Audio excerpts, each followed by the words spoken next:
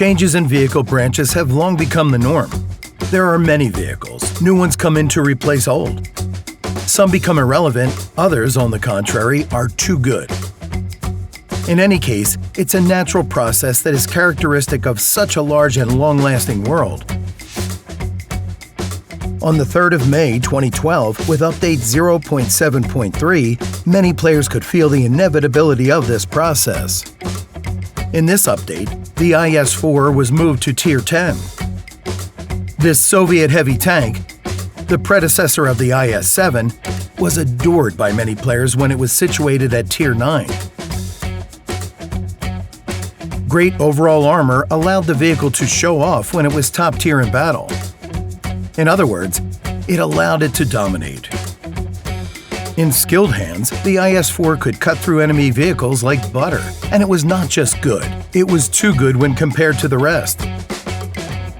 Ironically, when it was still at Tier 9, the players loved the vehicle so much that they asked for it to be moved to Tier 10. However, like it often happens, the result was not well received by everybody. The ST-1 arrived at Tier 9. It was good, tanky, well-armored, just like it was supposed to be. And the IS-4 received a number of improvements related to its new tier. But it wasn't enough for many.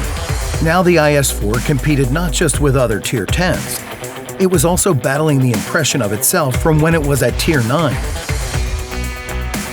And even though the grief from losing a beloved vehicle was tangible, the natural evolution process always gives something back. In the same patch, the KV heavy tank was no more.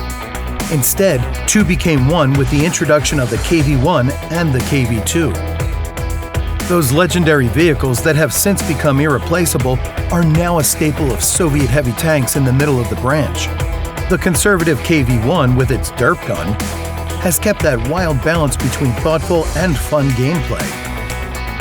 And even if thoughtful doesn't always stick, the HE gun of the KV-2 will leave you something to remember it by for a long time. A tribute to one of the most fun vehicles to play in World of Tanks.